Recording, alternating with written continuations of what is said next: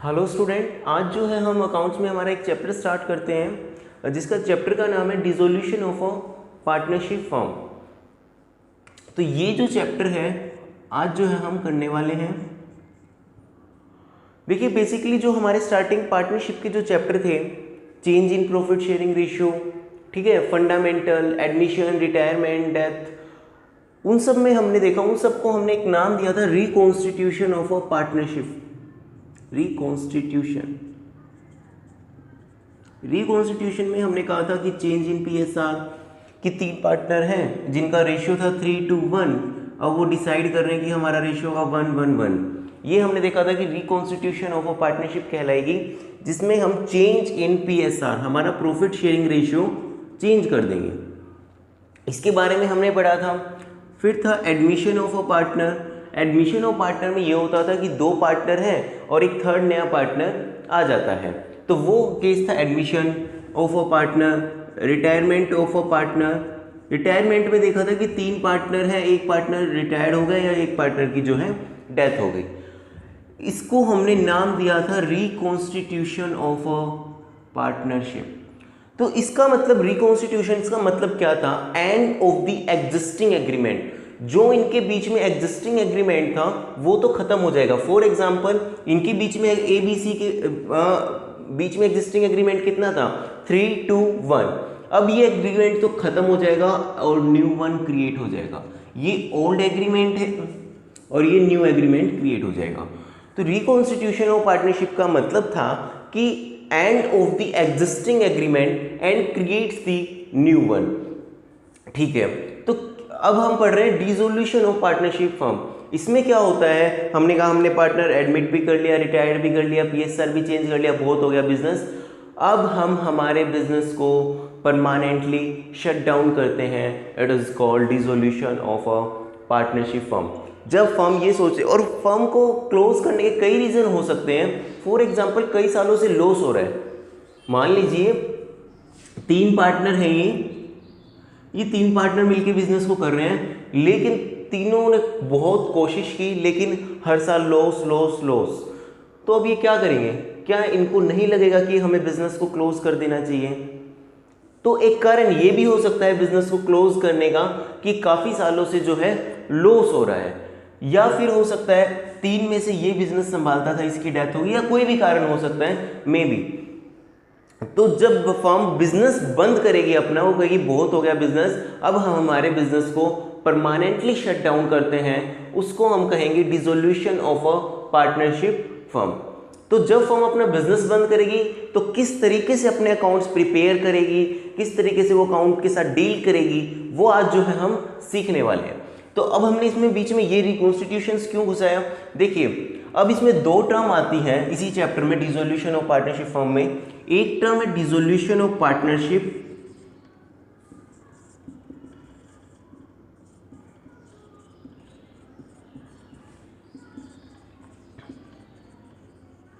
एक आएगी dissolution of partnership firm. बस एक वर्ड आगे लगा, पार्टनरशिप फर्म। इन दोनों का ही मीनिंग बहुत अलग है। इन दोनों को हम सिनोनिम नहीं समझ सकते, क्योंकि यहाँ पे फर्म, अब कहीं कहेंगे कि यही तो फ़र्क है, बस यहाँ पार्टनरशिप था यहाँ फर्म आ गया। नहीं, इनमें बहुत ज़्यादा फ़र्क है। जब भी कुछ बात की जाती है डिसोल्यूशन ऑफ पार्टनरशिप की, कि मतलब पार्टनरशिप खत्म हुई। डिसोल्यूशन मतलब खत्म होना, पार्टनरशिप मतलब जो उनके बीच में पार्टनरशिप थी। इसका मतलब होगा बिजनेस शटडाउन नहीं हुआ, ये सब हुआ कि end of the existing agreement और क्रिएट्स द न्यू वन। मान लीजिए डिसोल्यूशन ऑफ पार्टनर, हमने कहा 2 पार्टनर थे, तीसरा नया पार्टनर आया, तीसरे ने कहा मे आई ज्वाइन योर बिजनेस। तो अब क्या होगा? इन दोनों की पार्टनरशिप तो खत्म ही हो गई। अब पार्टनरशिप कितनी होगी? तीनों की। तो इसको हमने कहा डिसोल्यूशन ऑफ पार्टनरशिप, कि जो इन दोनों की एग्जिस्टिंग पार्टनरशिप थी वो खत्म हुई और अब हम इन तीनों की न्यू पार्टनरशिप हुई। तो डिसोल्यूशन ऑफ पार्टनरशिप का मतलब ऐसा बिल्कुल भी नहीं है कि आप बिजनेस शट डाउन करोगे, आप बिजनेस को बंद कर रहे हो, नहीं। इसका मतलब ये है या तो कोई पार्टनर आ गया, या कोई पार्टनर रिटायर हो गया, या किसी पार्टनर की डेथ होगी। 4 पार्टनर थे, बहुत अच्छे से मिलजुल के काम कर रहे थे। अब हुआ क्या इसका एक दिन कार एक्सीडेंट हो गया, तो अब ऐसा जरूरी तो नहीं है कि ये तीनों मिलके मतलब तीनों इस बिजनेस को बंद ही कर दें। नो डाउट पहले ये चारों के बीच थी पार्टनरशिप, अब इन चारों के बीच जो है पार्टनरशिप खत्म हो जाएगी क्योंकि एक पार्टनर का जो है एक्सीडेंट हो गया। तो मीन्स टू से दैट इसमें हमारा बिजनेस कंटिन्यू रहेगा डिसोल्यूशन ऑफ पार्टनरशिप में। अब ये तीन मिलके चलाएंगे, चारों की तो पार्टनरशिप खत्म हो गई, अब इन तीनों के बीच में नई पार्टनरशिप होगी, और जो इन चारों के बीच में पार्टनरशिप थी वो पार्टनरशिप खत्म हो गई। उस पार्टनरशिप को खत्म होने को हमने नाम दिया डिसोल्यूशन ऑफ पार्टनरशिप। ठीक है, अब डिसोल्यूशन ऑफ पार्टनरशिप फर्म में क्या होता है, ये अगर वर्ड आगे आ जाए पार्टनरशिप फर्म, या सिर्फ इतना भी आ जाए डिसोल्यूशन ऑफ फर्म, तो डिसोल्यूशन ऑफ फर्म में क्या होगा, जो पार्टनर होंगे वो अपना बिजनेस शट डाउन कर रहे हैं परमानेंटली, पार्टनर्स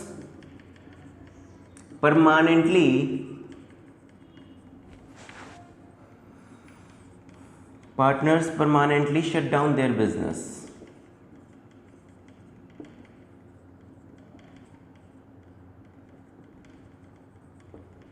जब पार्टनर्स अपना बिजनेस परमानेंटली शट डाउन कर देते हैं तो उसको हमने क्या कहा, डिसोल्यूशन ऑफ फर्म। ठीक है, तो देखो एक बात बताओ, जब हम अपना बिजनेस बंद कर रहे हैं तो क्या अब पार्टनरशिप रहेगी? मान लीजिए तीन पर्सन थे ए बी सी, अब ये तीनों पार्टनर मिलके अपना बिजनेस क्लोज कर रहे हैं, तो इसको हमने कहा डिसोल्यूशन ऑफ फर्म। लेकिन क्या अब इनके बीच पार्टनरशिप रहेगी? ये कहेंगे अब किसी कैसी पार्टनरशिप, जब तक बिजनेस था तो जब तक तो हम पार्टनर थे, लेकिन जैसे ही बिजनेस खत्म हुआ अब हम ये थोड़ी ना कहेंगे तेरे घर पे जो खाना बनेगा उसमें partnership. It is not possible कि या तेरे तू जो करेगा उसमें पार्टनरशिप, तू ताश खेलेगा तो उसमें पार्टनरशिप नहीं। बिजनेस थे तो पार्टनरशिप थी, क्योंकि पार्टनरशिप की डेफिनेशन ही क्या है, फॉर प्रॉफिट मोटिव, और देयर बिजनेस होना चाहिए। पार्टनरशिप की अगर हम डेफिनेशन पढ़े तो वो है पार्टनरशिप कि उसमें बिजनेस होना चाहिए, और बिजनेस भी कौन सा होना चाहिए, लीगल होना चाहिए, उसी को हम पार्टनरशिप कहते हैं। अब बिजनेस ही नहीं रहा तो क्या पार्टनरशिप रहेगी? नहीं। तो इट मीन्स जब हम डिसोल्यूशन ऑफ फर्म की बात करेंगे तो फर्म जब बंद होगी, डिसोल्यूशन ऑफ फर्म होने की वजह से पार्टनरशिप भी ऑटोमेटिकली खत्म हो जाएगी। इसको हम कहेंगे पार्टनरशिप ऑटोमेटिकली डिसॉल्व्ड।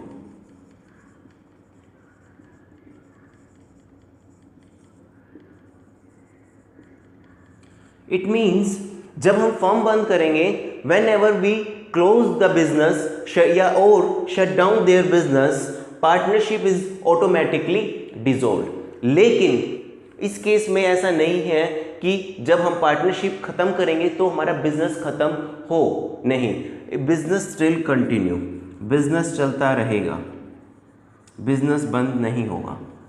सिर्फ होगा क्या, सिर्फ एग्जिस्टिंग एग्रीमेंट में चेंज होगा और एक न्यू एग्रीमेंट जो है क्रिएट हो जाएगा। ठीक है, तो ये था इसमें फर्स्ट डिसोल्यूशन ऑफ पार्टनरशिप और dissolution of partnership firm. Dissolution of partnership में क्या होगा, डिसोल्यूशन ऑफ पार्टनरशिप में सिंपल उनके बीच में एग्जिस्टिंग एग्रीमेंट जो होगा वो चेंज होगा, न्यू एग्रीमेंट हो जाएगा। जैसे रिकॉन्स्टिट्यूशन ऑफ पार्टनरशिप के केस में होता था, या तो चेंज कर लिया उन्होंने पीएसआर, या एडमिशन हो गया, या रिटायरमेंट हो गया। क्योंकि इसमें क्या होता है, डिसोल्यूशन मतलब खत्म होना। पार्टनरशिप कैसे खत्म हो गई, क्योंकि हमने कहा अगर एडमिशन किया तो तीन पार्टनर थे, चौथा अगर हम पार्टनर एडमिट कर रहे हैं तो उन तीनों के बीच में तो खत्म होगी ना पार्टनरशिप। उन तीनों के बीच में जो पार्टनरशिप खत्म हुई, क्योंकि अब चारों के बीच में होगी पार्टनरशिप, तो उन तीनों के बीच जो पार्टनरशिप खत्म हुई उसको हमने नाम दिया डिसोल्यूशन ऑफ पार्टनरशिप। इस केस में बिजनेस शटडाउन नहीं होगा, बिजनेस स्टिल कंटिन्यू होगा, सिर्फ एग्रीमेंट में चेंज होगा। इसमें हम परमानेंटली शट डाउन कर रहे हैं अपना बिजनेस, हम अपने सारे बिजनेस में जो भी चीज़ें हैं वो बेच रहे हैं। तो इस केस में जब बिजनेस ही नहीं होगा तो पार्टनरशिप कैसे होगी? ठीक है, क्योंकि पार्टनर्स किस चीज़ के लिए थे, पार्टनर्स थे वो सिर्फ और सिर्फ बिजनेस के लिए, और अब बिजनेस ही नहीं है तो हम ऐसे नहीं कह सकते तेरे घर पे जो खाना बनेगा उसमें पार्टनरशिप है, या तू जो भी करेगा उसमें नहीं। There must be a business and business must be legal, but अब बिजनेस है नहीं, तो जब हम फर्म बंद करेंगे तो पार्टनरशिप क्या होगी, ऑटोमेटिकली डिसॉल्व हो जाएगी। ये इन दो वर्ड में हमने डिफरेंस देखा। ये 1 नंबर में इसमें ऑप्शन टाइप में क्वेश्चन बन सकता है, तो ये हमें ध्यान रखना है इन दोनों में डिफरेंस। अब देखिए, अब हम इससे आगे मूव करते हैं। जब अब हमें पूरा ये पढ़ना है कि फर्म बंद हो रही है तो हम अकाउंट कैसे बनाएंगे। देखिए, जब भी फर्म बंद होती है तो फर्म के पास होता क्या है, फर्म के पास बहुत सारी असेट्स होती हैं, fixed assets, current assets, cash वगैरह, मतलब यही हो गया ना, फिक्स्ड असेट्स में वो आ गया करंट असेट्स। तो फर्म के पास बहुत सारी फिक्स्ड असेट्स होती है, करंट असेट्स होती है, और फर्म के पास कुछ लाइबिलिटीज भी होती हैं, क्रेडिटर्स वगैरह हो गए, या हम कहीं लॉन्ग टर्म लोन वगैरह, ये सब नॉन करंट लाइबिलिटी या करंट लाइबिलिटी।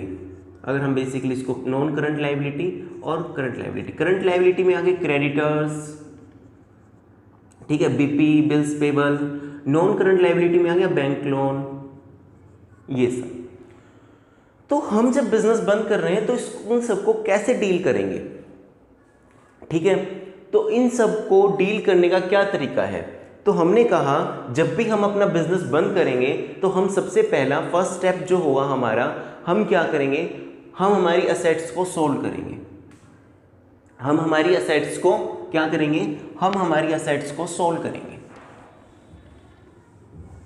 ठीक है, हम हमारी असेट्स को सोल्व कर देंगे। अब हम हमारी असेट्स को जब हम सोल्व करेंगे, क्योंकि बिजनेस खत्म कर रहे हैं तो बिजनेस क्या होगा, हम कहेंगे जो भी दुकान में सामान है वो बेचो सारा, और जो भी असेट्स हैं वो भी बेचो। मतलब स्टॉक जो माल रखा है दुकान पे, मान लो कपड़े की दुकान है तो जितना भी कपड़ा रखा है वो भी बेचो, साथ ही साथ में उस कपड़े की दुकान में एसी लगा हुआ होगा, फर्नीचर लगा हुआ होगा, जो और भी चीज़ें हैं वो भी सारी जो है बेचो, क्योंकि अब तो हम इसका कोई यूज़ नहीं है, ठीक है। तो सारी असेट्स सोल्व करके जो पैसा आएगा उससे हम क्या करेंगे, हमने कहा कि सारी असेट्स बेच दी, तो असेट्स बेच के क्या आएगा, पैसा आएगा। जो पैसा आएगा तो जो लोग हमारे लोन वगैरह मांग रहे थे हम उनको क्या करेंगे, लायबिलिटी पेड, बल्कि आप ऐसे को आउटसाइड लायबिलिटी पेड। हम सबसे पहले क्या करेंगे, आउटसाइड जो लायबिलिटी है, जो आउटसाइडर हैं उनको पे करेंगे।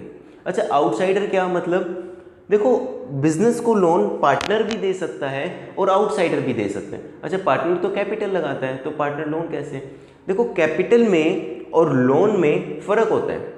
जब पार्टनर दो तरीके से बिजनेस में पैसे लगा सकता है, पार्टनर एक तो बिजनेस में पैसा लगा सकता है एज अ कैपिटल, समझना इस चीज़ को, पार्टनर जो है बिजनेस में दो तरीकों से पैसे लगा सकता है। एक तो पार्टनर बिजनेस में पैसे लगा सकता है एज अ कैपिटल, और एक लगा सकता है एज अ लोन। दोनों में क्या फ़र्क है, दोनों में क्या फ़र्क है, जब पार्टनर एज अ कैपिटल पैसे लगाता है तो क्या होता है, और जब एज अ लोन पैसे लगाता है तो क्या होता है, अल्टीमेटली लगाता तो पार्टनर ही है। तो इसको दो पार्ट में कैटेगराइज करने की क्या नीड थी, कि देखो जब ये एज अ कैपिटल पैसे लगाता है तो इसको हिस्सा मिलता है प्रॉफिट में से, प्रॉफिट शेयरिंग रेशियो होगा इसका, मतलब प्रॉफिट हुआ, समझना, प्रॉफिट अगर हुआ तो क्या होगा, हमने कहा तो ही पार्टनर्स को मिलेगा, अदरवाइज नहीं मिलेगा। लेकिन अगर पार्टनर ने लोन दे रखा है तो पार्टनर को प्रॉफिट हो चाहे ना हो इंटरेस्ट मिलेगा ही मिलेगा, जो कि हमने प्रीवियस चैप्टर में भी देखा था कि जो पार्टनर का लोन है वो क्या है, charge on profit. Charge on profit का मतलब ये है कि पार्टनर को चाहे लॉस भी क्यों ना हो हमें इंटरेस्ट पार्टनर को देना ही देना पड़ेगा। तो इसलिए पार्टनर जब एज अ लोन लगाता है तो पार्टनर को श्योरिटी होती है कि मुझे इंटरेस्ट मिलेगा ही मिलेगा, और जब वो एज ए कैपिटल लगाता है तो उसमें थोड़ी सी इनसिक्योरिटी ये होती है कि मुझे प्रॉफिट में हिस्सा मिलेगा। मान लो हमने कहा अगर आप इतनी कैपिटल लगाओगे तो आपका प्रॉफिट में थोड़ा सा हिस्सा बढ़ा देंगे, तो उसको अगर इनसिक्योरिटी है कि प्रॉफिट होगा या नहीं होगा तो वो एज ए लोन पैसे लगा सकता है, ठीक है। तो हमने कहा सबसे पहले हमने अपनी असेट्स को बेची, और असेट्स को बेच के हम आउटसाइड लायबिलिटी, जो बाहर के लोग हैं, जो आउटसाइडर लोन है, उनको पे करेंगे। फिर भी अगर पैसे बच गए तो हम थर्ड नंबर पे पे करेंगे पार्टनर के लोन को, जो पार्टनर ने लोन दे रखा है, ठीक है। उसके बाद भी पैसे बच गए तो हम जो पार्टनर ने कैपिटल लगा रखी होगी उसको जो है पेमेंट करते हैं, क्योंकि पार्टनर ने लोन भी पैसे लगा रखे हैं और कैपिटल भी। तो सबसे पहले हम पार्टनर की लोन को पे करेंगे, उसके बाद हम जो है पार्टनर की कैपिटल को पे करेंगे। तो हमने देखा कि हम बिजनेस बंद होगा तो सबसे पहले असेट्स बेचेंगे, असेट्स बेचिए जो पैसा आएगा आउटसाइड लायबिलिटी को पे करेंगे, आउटसाइड लायबिलिटी को पे करने के बाद पार्टनर की लोन को पे करेंगे, और पार्टनर की लोन को पे करने के बाद हम जो है पार्टनर की कैपिटल को पे करेंगे, ठीक है। और एक हम अपना बनाएंगे इसमें, देखो अब असेट्स सोल्ड और लायबिलिटी आउटसाइड लायबिलिटी पे, ये हम करते हैं एक अकाउंट के थ्रू। उस अकाउंट का नाम है क्या? Realisation account.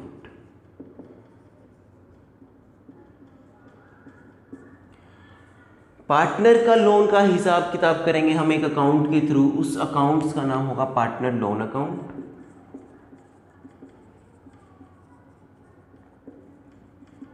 पार्टनर की कैपिटल का हिसाब करेंगे हम पार्टनर कैपिटल अकाउंट के थ्रू, पार्टनर कैपिटल अकाउंट, ठीक है। अब पार्टनर हमने कहा इस तरीके से हम, इसका मतलब इस पूरे चैप्टर में हमें एक अकाउंट और बनाएंगे बैंक अकाउंट, वो हम ये देखेंगे कि हाँ कितना पैसा आया कितना आया ये। तो इट मीन्स हमें इस पूरे चैप्टर में 4 अकाउंट सीखने हैं बनाने, एक तो रियलाइजेशंस अकाउंट, एक पार्टनर लोन अकाउंट, एक पार्टनर कैपिटल अकाउंट और एक bank account. Partner capital account हम सीख चुके हैं प्रीवियस चैप्टर में, बैंक अकाउंट भी कुछ हद तक हमें आता होगा, और पार्टनर लोन भी हम देख लेंगे। मेन जो अब जो है हमें सीखना है वो है रियलाइजेशन अकाउंट। अब सबसे पहला पॉइंट ये आता है, why we need realisation account. हमें रियलाइजेशन अकाउंट की नीड ही क्यों हुई, आखिर हमें रियलाइजेशन अकाउंट क्यों बनाना पड़ा? तो देखिए इसका रीज़न, एक ही रीज़न है इसका रीज़न ये है, जब हम अपनी असेट्स को बेच रहे हैं और लायबिलिटी को पे कर रहे हैं तो we want to know that कि असेट्स को बेच के और लायबिलिटी को पे करने के बाद हमारे पास जो आ रहा है वो कितना प्रॉफिट आ रहा है या कितना लॉस आ रहा है। देखिए अगर हम सिंपल असेट्स बेचेंगे तो हमें पता नहीं चलेगा कि कितना प्रॉफिट हुआ कितना लॉस हुआ। जैसे कि मान, और हमने असेट्स बेची तो हमने एंट्री क्या बनाई, असेट्स बेचेगी cash account debit to machinery. तो इन सब से थोड़ा सा कॉम्प्लिकेट हो जाएगा कि हम ये जानना कि हमें असेट्स बेच के, सारी असेट्स को बेच के और लायबिलिटीज़ को पे करने के बाद कितना प्रॉफिट हुआ कितना नुकसान हुआ, कितने की असेट्स बिकी और कितने की उनको लायबिलिटी को पे करने पड़ा। तो थोड़ा सा उसके लिए कॉम्प्लिकेशंस हो जाएंगी, इसलिए हमने कहा ये सारा काम हम करेंगे किसके थ्रू, रियलाइजेशंस अकाउंट के थ्रू। ओके, तो हमने कहा ये सारा काम जो है हम रियलाइजेशंस अकाउंट के थ्रू करेंगे, इसलिए हमें एक अलग से अकाउंट बनाने की नीड होगी जिसका नाम है रियलाइजेशन। उसमें हम करेंगे क्या हम उसमें पार्टनर की लोन का ट्रीटमेंट करेंगे? नहीं। क्या हम उसमें पार्टनर की कैपिटल का ट्रीटमेंट करेंगे? नहीं। क्या हम उसमें बैंक वगैरह का कुछ? नहीं। उसमें सिर्फ और सिर्फ हमें क्या करना है, उसमें सिर्फ और सिर्फ जो असेट्स बेचेंगे वो लिखनी है और जो लायबिलिटी को पे करेंगे जो पैसे वो लिखनी है। और उससे हमारे पास क्या आ जाएगा, उससे हमारे पास एक आइडिया आ जाएगा। आइडिया तो क्या ये आ जाएगा कि असेट्स को बेच के और लायबिलिटी को पे करने के बाद हमारे पास कितना प्रॉफिट हुआ और कितना लॉस हुआ। प्रॉफिट हुआ तो पार्टनर में बढ़ जाएगा, लॉस हुआ तो भी पार्टनर में बढ़ जाएगा। ये अब हम इसको डिटेल में देखेंगे रियलाइजेशंस अकाउंट को। अब जो है हम रियलाइजेशंस अकाउंट कैसे बनाते हैं, सिर्फ और सिर्फ पूरे क्वेश्चन के साथ डील नहीं करेंगे, सिर्फ रियलाइजेशंस अकाउंट कैसे बनेगा इसके साथ अब हम डील करेंगे, इसको अब हम समझेंगे। तो अब आपकी बुक में है कि DK गोयल की जो बुक है, क्वेश्चन नंबर 4 पेज नंबर 5.90। देखिए इसमें किस तरीके से जो है ये होगा। इसमें क्या रखा है, the following is the balance sheet of A and B as at 31 March 2018। The profit sharing ratio of the partners are 3:2। Okay, फिर इसने बैलेंस शीट दे रखी है, ठीक है। अब देखिए इसके बैलेंस शीट के बाद जो इसने लाइन लिख रखी है, the partner decide to dissolve the firm. Partner ने डिसाइड किया फर्म को बंद करने का। उस डेट को ये बैलेंस शीट दे रखी है। व्हीकल्स मोटर व्हीकल है, इतने में बिका। ये इसने बता रखा है कि जो हमारे पास मोटर व्हीकल था ना असेट्स में, देखो 18,300 का, वो हमारा मोटर व्हीकल जो है बिका 16,950 रुपये में। और स्टॉक बिका 77,600 में, स्टॉक था इतने का। और ये इसने बता रखा है लैंड एंड बिल्डिंग वगैरह क्रेडिटर्स को हमने इतने पे किए, एक्सपेंसेस ऑन रियलाइजेशन ये सब। अब उसके बाद इसने कहा prepare realisations account, bank account, partners capital account and close the books of the firm as a result of its dissolution. तो अब हमें रियलाइजेशंस अकाउंट बनाना सीखना है। रियलाइजेशन अकाउंट,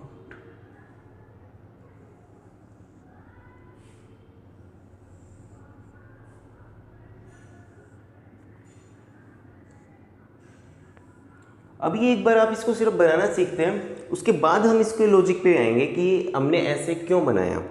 सबसे पहले जो असेट्स हैं उसको एज इट इज़ यहाँ पे रिकॉर्ड कर देंगे डेबिट साइड में। ऐसा क्यों असेट्स को डेबिट साइड में रिकॉर्ड क्यों किया, समझते हैं। अभी एक बार क्वेश्चन को सोल्व करते हैं, फिर इसके लॉजिक पे आते हैं। जो लैंड एंड बिल्डिंग है 30,000 की, जो बैलेंस शीट में सबसे पहले हमें जो काम करना है, बैलेंस शीट में सेट साइड में जो भी है वो उतार लेंगे एक्सेप्ट कैश के, और जो P&L वगैरह अगर दिखे तुम्हें सेट साइड में तो उसको छोड़ के, जो तुम्हें ये लगे हाँ जो चीज़ें बिक सकती हैं सारी, वो सारी हम इसमें डेबिट साइड में लिख देंगे। हमने कहा land and building 30,000, motor vehicle 18,300, stock 72,800, debtors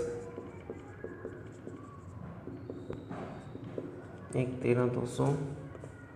अब उसके बाद आ गया प्रोविजन फॉर बैड डेट्स, ये इसमें से लेस हो रखा है तो इसको हम यहाँ पे अपोजिट साइड लिख देंगे, प्रोविजन फॉर बैड डेट्स 2,450।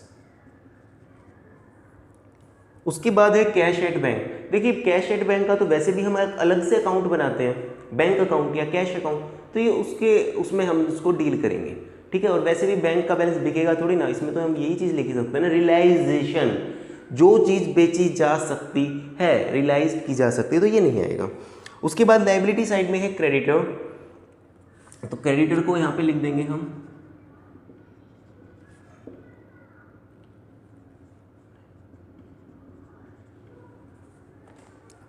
ठीक है।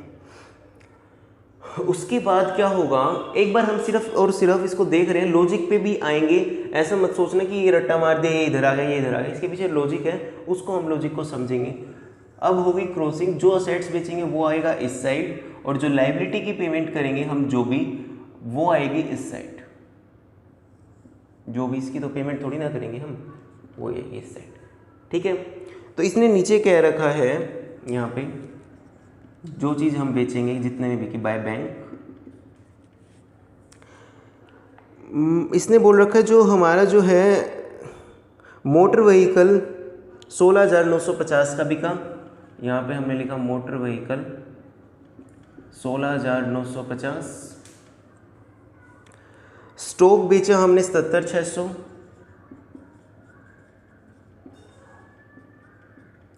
स्टॉक बेचा 77,600। All debtors were realised in full, debtors हमारे जितने थे उनसे सारा पैसा आ गया। डेटर्स थे कितने के, 1,13,200 के। प्रोविजन तो अलग से लिख दिया ना हमने, प्रोविजन का कुछ नहीं करेंगे।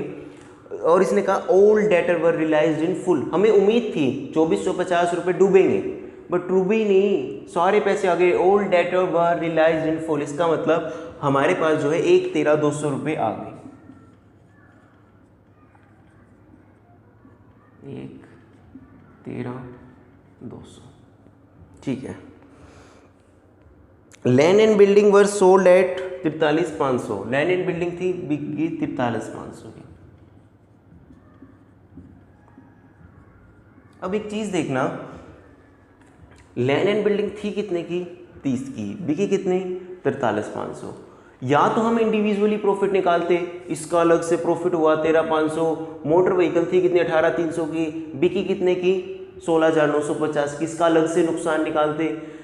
इन सब के बजाय हमने क्या किया, इस सारे का प्रॉफिट या लॉस एक ही अकाउंट में आ जाएगा, पूरी असेट्स का, पूरी लाइबिलिटी का, वो सिर्फ इस अकाउंट के थ्रू आ जाएगा। हमें इंडिविजुअली करने की जरूरत नहीं पड़ी। एक हम इंडिविजुअली लैंड एंड बिल्डिंग का निकालते, ठीक है, कि लैंड एंड बिल्डिंग 30 की थी, 43,500 भी की, 13,500 का प्रॉफिट हुआ। मोटर व्हीकल 18,300 की थी, 16,950 की भी की, नुकसान हुआ। स्टॉक 72,800 का था, 77,600 का था, प्रॉफिट हुआ। डेटर पूरे आ गए तो नो प्रॉफिट नो लॉस हुआ। एक तो हम इस तरीके से क्वेश्चंस को करते हैं इंडिविजुअली, और एक हमने ये अकाउंट बनाया, तो इससे don't you think so profit और loss of the shutdown of the business निकालना इजी हो गया। ठीक है, आगे बढ़ते हैं इसको। Creditor were paid subject to discount 1700। Creditors हमारे जितने के थे उससे 1700 रुपये हमें कम देने पड़े, उन्होंने हमें डिस्काउंट दे दिया। तो क्रेडिटर्स की पेमेंट यहाँ करेंगे, क्रॉसिंग होगी तो टू बैंक, क्रेडिटर्स को 1700 रुपये कम देने पड़े। तो क्रेडिटर्स थे कितने के? 97,500 के। अब हम इसको 1700 रुपये कम दे देंगे, तो ये जो है कितने के आ जाएंगे? 95,800 के, 95,800। उसके बाद इसने क्या रखा है कि एक्सपेंस हुए रियलाइजेशन के 1250। तो हमने लिखा टू बैंक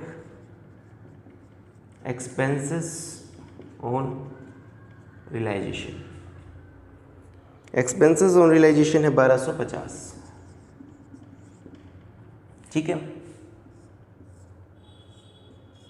उसके बाद हम करेंगे क्या इस क्वेश्चंस में, ये जो टोटल आएगा इन चारों का, ये आएगा 000 और 5 000 5 9 6 15 17 5 5 2 9 2 11, मतलब जो भी आए यहाँ पे, जो भी इसका टोटल आए वो लिख देंगे, और इनका टोटल करके और इसका टोटल यहाँ लिख देंगे। ठीक है, उसके बाद हमारे पास जो है यहाँ पे प्रॉफिट आ जाएगा, प्रॉफिट ऑन रियलाइजेशन 19,850। ये क्रेडिट साइड ज़्यादा आएगा और इसमें से ये माइनस कर देंगे तो प्रॉफिट आ जाएगा 19,850। अब ये 19,850 जो होगा इन पार्टनर्स में डिस्ट्रीब्यूट हो जाएगा। ये प्रॉफिट हुआ क्योंकि क्रेडिट साइड ज़्यादा आ रहा है और डेबिट साइड कम हो रहा है, तो सिंपल प्रॉफिट आ गया। और इसमें जो है ये इनका रेशियो है 3:2, तो 19,850 जो है ये 3:2 में डिस्ट्रीब्यूट हो जाएगा। ठीक है, ये हमने पूरा क्वेश्चन देखा। अब इस क्वेश्चन के लॉजिक की बात करते हैं। अब हम क्या करते हैं, इसके लॉजिक की बात करते हैं। तो लॉजिक की बात अगर हम इसकी करते हैं तो सबसे पहली बात तो ये कि हमने असेट्स को डेबिट साइड में क्यों लिखा। ये टोटल हो जाएगा सिंपल, इसकी कोई बात नहीं है, इसमें कोई दिक्कत वाली बात नहीं है। इसका टोटल क्रेडिट साइड का ज़्यादा आएगा, डेबिट का कम आएगा, तो तुम टोटल करोगे तो ये क्रेडिट साइड ज़्यादा आएगा 19,800। जैसे सिंपल जैसे बांटते हैं प्रॉफिट, इसमें कोई दिक्कत वाली बात नहीं, आपका आ जाएगा ये सिंपली। अब हम बात करते हैं कि हमने असेट्स को डेबिट साइड में क्यों लिखा। अच्छा, अब कुछ बच्चे ये मानते हैं, उनका ये कहना है क्योंकि असेट्स का डेबिट बैलेंस होता है इसलिए हमने डेबिट लिखा, और लायबिलिटी का क्रेडिट बैलेंस होता है इसलिए हमने इसको क्रेडिट लिखा। ये सरासर बात गलत है, इलॉजिकल है, बिल्कुल वाहियात है। ऐसा इसके पीछे बिल्कुल भी लॉजिक नहीं है कि असेट्स का डेबिट बैलेंस होता है और लायबिलिटी का क्रेडिट, ऐसा बिल्कुल भी नहीं है। देखिए अब समझिए, मान लीजिए हमने लैंड एंड बिल्डिंग को सोल्व किया, तो इसकी एंट्री क्या बनेगी? बननी थी bank account debit to land and building. ठीक है, तो बैंक अकाउंट में लैंड एंड बिल्डिंग कहाँ आता? अगर हम बात करें पोस्टिंग की, बैंक अकाउंट में लैंड एंड बिल्डिंग कहाँ आता? हमने कहा बैंक अकाउंट डेबिट हुआ तो बैंक अकाउंट डेबिट ही होगा, और नाम किसका आ जाएगा यहाँ पे? To land and building. तो इट मीन्स कि bank land and building debit हुआ बैंक अकाउंट में, तो ये इसलिए हुआ क्योंकि लैंड एंड बिल्डिंग का डेबिट बैलेंस होता है? नहीं, क्योंकि हमने बेचा और एंट्री से पोस्टिंग की, तो land and building bank account बना रहे हैं हम, तो बैंक अकाउंट डेबिट हुआ और नाम किसका आएगा? क्योंकि बैंक अकाउंट में बैंक का नाम तो आ ही नहीं सकता, हम जो अकाउंट बना रहे हैं उसमें उसका नाम नहीं आता, तो नाम किसका आ गया? टू लैंड एंड बिल्डिंग का, क्योंकि बैंक अकाउंट डेबिट हुआ था। अब हमने कहा हम सारी की सारी असेट्स को एक बार रियलाइजेशन में डाल देते हैं। जितनी भी असेट्स थी सभी को हमने रियलाइजेशन अकाउंट में ट्रांसफर किया, तो उसकी एंट्री क्या हुई?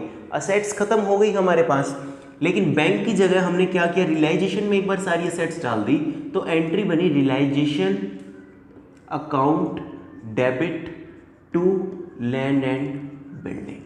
एंट्री ये बनी realisation account debit to land and building. हमने कहा एक बार अब बेचेंगे नहीं, बेचेंगे बाद में, पहले क्या करो? सारी असेट्स को इकट्ठी कर लो, ठीक है, बाद में बेचेंगे कि चीज़ को बेचने से मतलब बेचेंगे, इससे अच्छा क्या है जितनी भी है सारी को इकट्ठा कर लो और सारी को इकट्ठा करके एक बॉक्स में डाल दो और उस बॉक्स का नाम क्या है, रियलाइजेशन अकाउंट। ठीक है, हमने कहा सारी चीज असेट्स को एक बॉक्स में डाल दो, उस बॉक्स का नाम है रियलाइजेशन अकाउंट। अब देखिए हम बेचते तो बैंक अकाउंट करते, लेकिन हमें लैंड एंड बिल्डिंग तो खत्म करनी है। लैंड एंड बिल्डिंग का पहले बैलेंस क्या रहा होगा, डेबिट।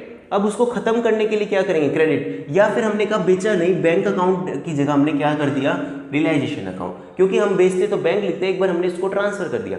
इसका मतलब लैंड एंड बिल्डिंग का पहले डेबिट बैलेंस रहा होगा जब हमने परचेज की होगी, तो क्या एंट्री बनाई होगी, bank account, sorry land and building account debit जब हमने परचेज की होगी at the time of purchase, land and building account debit to cash. अब इसको खत्म करने के लिए, लैंड एंड बिल्डिंग को खत्म करने के लिए हमें इसको क्या करना पड़ेगा, क्रेडिट, तभी तो लैंड एंड बिल्डिंग खत्म होगी, खत्म। ठीक है, अब हमें कहा अच्छा इस तरीके से हमने सारी एंट्रियां बनाई, बैंक की जगह हमने क्या किया, रियलाइजेशन अकाउंट। इसलिए इसके पीछे ये लॉजिक नहीं कि असेट्स डेबिट है तो हमने यहाँ पे कर दी और लाइबिलिटी क्रेडिट है तो नहीं। एंट्री के थ्रू देखिए, जब हम सारी असेट्स को खत्म करेंगे तो एंट्री क्या बनेगी, realisation account debit to land and building. Same इसी तरीके से मोटर व्हीकल की एंट्री भी क्या बनेगी, realisations account debit to motor vehicle, realisations account debit to stock, realisations account debit to debtors. इस तरीके से सारी एंट्रियां जो है इसकी प्रिपेयर हुई। अच्छा, इसी तरीके से क्रेडिटर्स की, क्रेडिटर्स का पहले बैलेंस क्या रहा होगा, क्रेडिटर्स का पहले बैलेंस क्रेडिट रहा होगा। अब उसको खत्म करने के लिए क्या करना पड़ेगा, डेबिट करना पड़ेगा। तो एंट्री क्या बनी होगी, एंट्री बनी होगी क्रेडिटर्स अकाउंट डेबिट, इसकी एंट्री बनी होगी creditors account debit to realisation. तो रियलाइजेशन अकाउंट क्रेडिट होगा, हाँ क्रेडिट होगा, नाम किसका आ जाएगा, नाम आ जाएगा क्रेडिटर्स का। इसलिए हमने कहा क्योंकि क्रेडिटर्स का पहले बैलेंस क्या था, क्रेडिट, खत्म करने के लिए क्या करना पड़ेगा, डेबिट। सेम सभी असेट्स का पहले बैलेंस क्या था, डेबिट। खत्म करने के लिए हमने सारी असेट्स को क्या किया, लैंड एंड बिल्डिंग को भी क्रेडिट करेंगे, realisation account debit to motor vehicle, motor vehicle को भी क्रेडिट करेंगे, realisation account debit to stock, सबको हमने वो किया। ठीक है, ये समझ में आ गई, इतनी हमें इसका लॉजिक, इतने हाफ पार्ट का लॉजिक समझ में आ गया कि हमने ये क्यों किया है।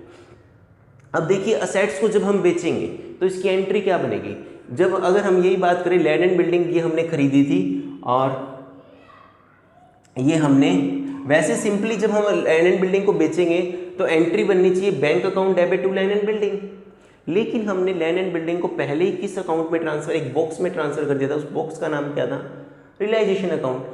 तो अब दोबारा तो हम लैंड एंड बिल्डिंग लिख ही नहीं सकते क्योंकि हम लैंड एंड बिल्डिंग को यहीं पे खत्म कर चुके हैं। ठीक है, हम लैंड एंड बिल्डिंग हमने बेची नहीं, लेकिन लैंड एंड बिल्डिंग खत्म होगी क्योंकि हमने कहा परचेज के टाइम ये एंट्री बनाई पहली, दूसरी हमने ये एंट्री बनाई। अब हम क्या करें, अब हमने बेच दी, तो बेची तो पैसे तो आए और पैसे उतने आएंगे जितने में हमने बेची। ठीक है, बैंक अकाउंट डेबिट, कितने में बेची लैंड एंड बिल्डिंग, ये बेची हमने 43,500 में, तो बैंक अकाउंट डेबिट 43,500।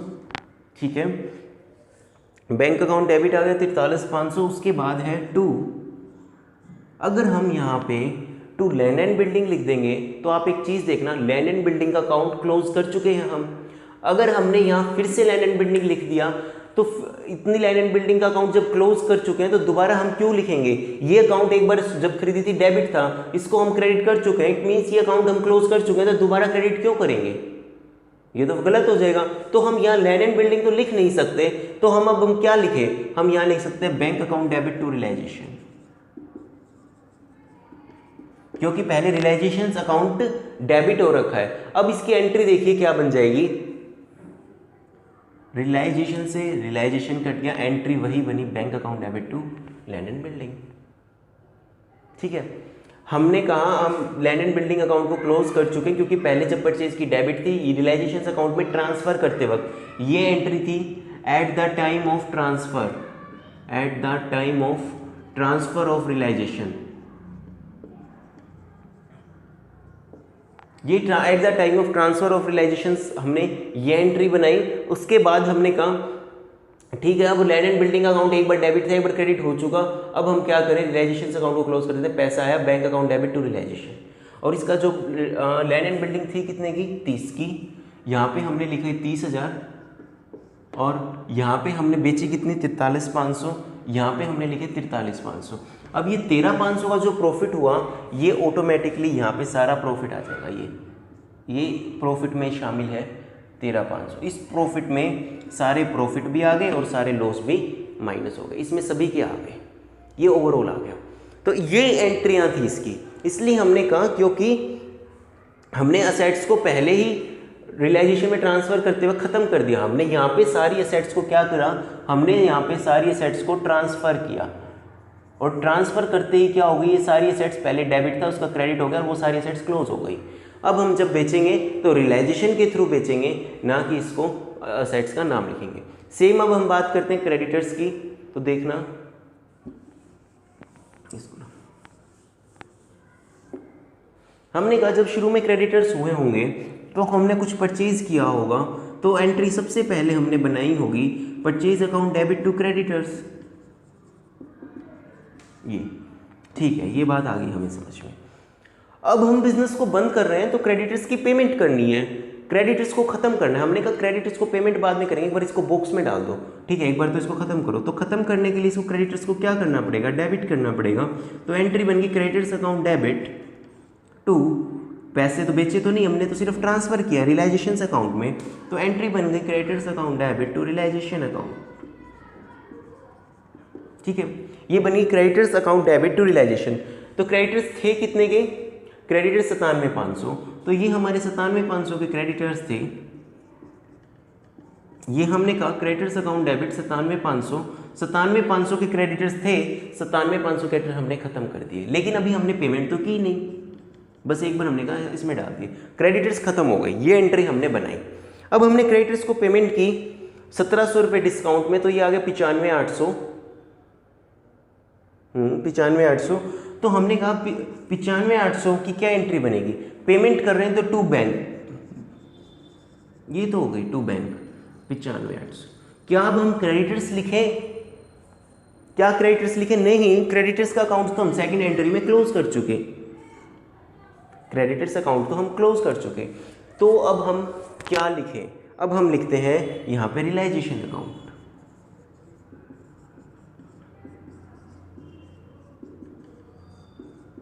ओके, अब देखो रियलाइजेशन अकाउंट क्रेडिट कितने से है, 97,500 से, डेबिट कितने से हुआ 95,800, बाकी जो डिफरेंस बच गया वो क्या हो गया, प्रॉफिट, क्योंकि क्रेडिट का बैलेंस कितना है 97,500, डेबिट का कितना है 95,800, 1,700 का प्रॉफिट हुआ ना, ये 1,700 का प्रॉफिट भी इसमें शामिल है। ठीक है, सारे प्रॉफिट शामिल है इसमें, और एक दो चीज़ों में लॉस हुआ था, मोटर व्हीकल में जैसे हुआ 18,300 की थी 16,950, तो ये लॉस भी इसमें से माइनस कर रखा है। तो ये इसका लॉजिक है। हमने देखा कि जितने भी बैलेंस थे ये सारे पहले डेबिट हो रखे थे, तो हमने उसको ट्रांसफर करने के लिए क्रेडिट की एंट्री बनाई, बाद में ये सारे बेचे। देखो अब हम क्रेडिटर्स की एंट्री क्या बनी, रियलाइजेशन अकाउंट को डेबिट करेंगे टू बैंक, यही तो हमने बनाई, realisation account debit to bank, ये आ जाएगा बाहर 95,800, यही तो एंट्री बनाई। लैंड एंड बिल्डिंग की क्या बनी, bank account debit to realisation, realisation credit और 43,500, रियलाइजेशन क्रेडिट और नाम है बैंक, ये 43,500।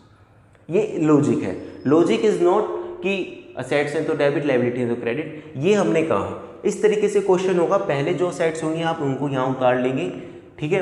अब पेपर में हमें इतना ज़्यादा लॉजिक नहीं लगाना, वैसे तो लॉजिक पता होना चाहिए हमें, हम कॉमर्स स्टूडेंट हैं, हमें पता होना चाहिए। एग्जाम में अब कैसे करना है, एग्जाम में अगर क्वेश्चन आए कि रियलाइजेशन अकाउंट बनाओ, सबसे पहले जो असेट्स किसको छोड़ के कैश बैंक बैलेंस है वो, अगर असेट साइड में पीएनएल लिखा हुआ है तो वो लॉस होता है, असेट साइड में पीएनएल का अगर बैलेंस लिखा हुआ है तो इट मींस ये लॉस है, उसको छोड़ के सारी असेट्स यहाँ लिख लो, लायबिलिटीज यहाँ लिख लो, कैपिटल को छोड़ के, क्योंकि कैपिटल के लिए हम एक अलग से अकाउंट बनाएंगे, कैपिटल यहाँ नहीं लिखेंगे, क्योंकि कैपिटल के लिए एक सेपरेट अकाउंट बनाएंगे, पार्टनर्स कैपिटल अकाउंट जो हमने देखा था, यहाँ रखो। अब जो जो बेचते जाए यहाँ पे, जो जो पेमेंट करते जाओ यहाँ पे, और उसका बैलेंस आ जाएगा। ये हमें इस तरीके से क्वेश्चन करना है। और पेपर में अगर जर्नल एंट्री आ जाए तो आप इसको रियलाइजेशन अकाउंट का एक फॉर्मेट बना के हल्का सा उसको, इससे हम जर्नल एंट्रियाँ भी बना सकते हैं। तो तो आज के लेक्चर में इतना ही था। अब आपको 1-2 क्वेश्चंस करने जो निकले 4 और 5 का, और जोन सा जिस भी क्वेश्चंस में डाउट आए आगे, जैसे 4 का तो हमने करवाई दिया, तो आप उसमें बताइए, फिर नेक्स्ट लेक्चर में हम जिस क्वेश्चन में डाउट आएगा वही क्वेश्चन जो है क्लियर करेंगे। Thank you student.